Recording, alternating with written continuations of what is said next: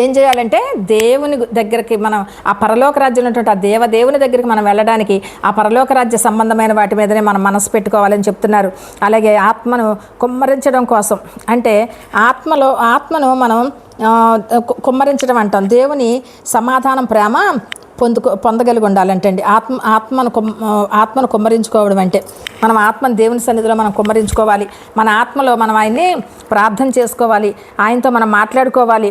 మన హృదయం దేనితో నింపబడుతుందో అదే మనతో మాట్లాడుతుందంట.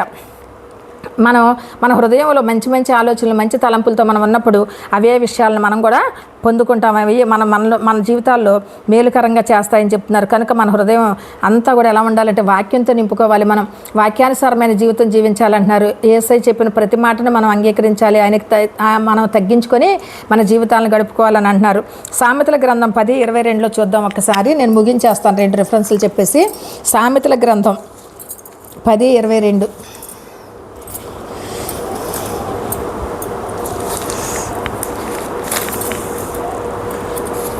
సొలొమోను రచించినటువంటి సామెతల గ్రంథం 10:22 వచనంలో యెహోవా ఆశీర్వాదము ఐశ్వర్యం ఇచ్చును, నరుల కష్టము చేత ఆ ఆశీర్వాదము ఎక్కువ కాదు.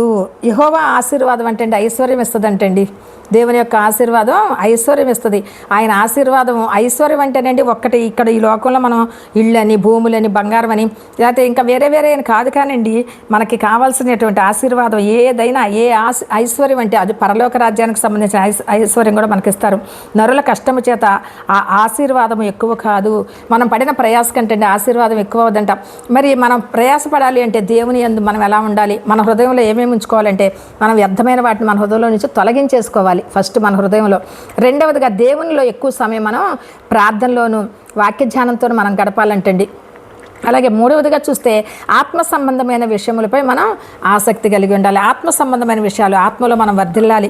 అప్పుడే దేవాది దేవుడు మరి మన ఆత్మను మనం ఆయన దగ్గర కుమ్మరించుకోవడం అంటే కనుక మనం పశ్చాత్తాపం కలిగి ఉంటాం. మనం చేసిన తప్పులు దేవుని దగ్గర ఒప్పుకొని మనం పశ్చాత్తాపం కలిగి, అలాగే ప్రేమ కలిగి ఉంటాం, ప్రేమను పొందుకుంటాం, దేవుని యొక్క ప్రేమను. మరి ఇట్లాగా మరి ఈ వచనాలు మనం చదివినప్పుడు సామెతలు 22:4 లాస్ట్ది ఒక్క రిఫరెన్స్ చెప్పేసి నేను ముగించేస్తాను. లాస్ట్ది 22:4 వచనమండి.